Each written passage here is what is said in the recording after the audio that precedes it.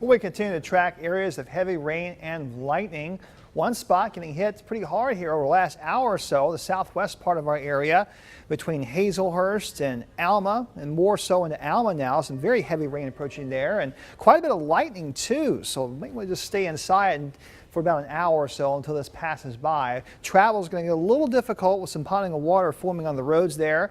We also have another batch of heavy rains heading north of Blackshear, and that may eventually affect you in Jessup or just a little bit off to your west. Also seeing some heavy rain at times around Baxley, and a little bit may also head into the Glenville area too. We're also tracking another spot of heavy rain in eastern Screven County. A little bit of this heavy rain may also track up to you in Sylvania and Hampton County, mostly quieter after some heavy rain that fell earlier. And along the coastal counties, things are pretty quiet now. It should stay that way through the evening. But here's what happens at 7 in the morning. We once again will have a chance of showers along the coast like we did today. And then things will gradually shift inland, so at 3 o'clock in the afternoon, the best chance for showers and storms will be along and west of Interstate 95. As we head into Sunday, again, the best chance of showers early, including the pre-dawn hours, will be along the coast. And then as we head through the day, the chances will gradually shift inland, and at 4 o'clock in the afternoon, it's mainly along and west of Interstate 95 where we see showers and storms.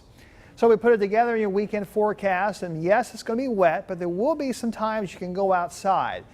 And it looks like for the immediate coast, you may want to do that in the afternoon. For areas further inland, you may want to plan on doing something inside during the middle to late afternoon, as that will be the best chance of rain there. Highs both days look to be in the upper 80s, held down some by the clouds, but that humidity is going to stay high. So if you're going to be outside when it's not raining, you are going to be sweating. Another thing we're watching, Tropical Storm Bertha. We've been tracking this system throughout the week, and it became a tropical storm earlier today. It's right at the edge of the Lesser Antilles, moving quickly to the west-northwest. Maximum sustained winds are at 50 miles per hour, moving west-northwest at 24 miles per hour.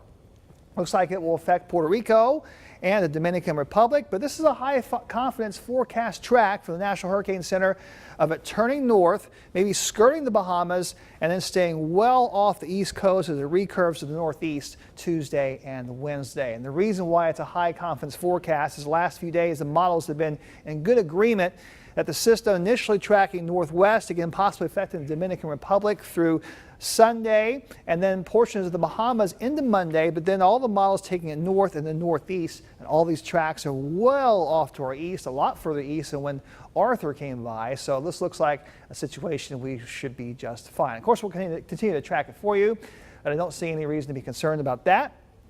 74 in the morning with coastal downpours possible, just like we saw today.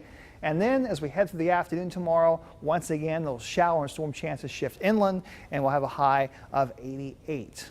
Here's a look at your tides coming up. We have a high tide just after midnight at Tybee. Next high tide tomorrow afternoon at 1:10. Meanwhile, along the coast, the best time to do boating this weekend will be during the afternoon, because in the morning we'll have a good chance of showers and possible storms. Seas outside of any rain will be 2 to 3 feet. The latest pollen report shows that mold is high with all this moisture. Everything else, including weed and grass pollen, are pretty low. Here's your storm tracker 7-day forecast. Once we get past the weekend, we're going to start to see temperatures getting hotter, because rain chances will start to go down, especially towards Wednesday and Thursday of next week. So around Wednesday and Thursday, that's going to be the hottest time. The highs reaching up into the low to mid 90s.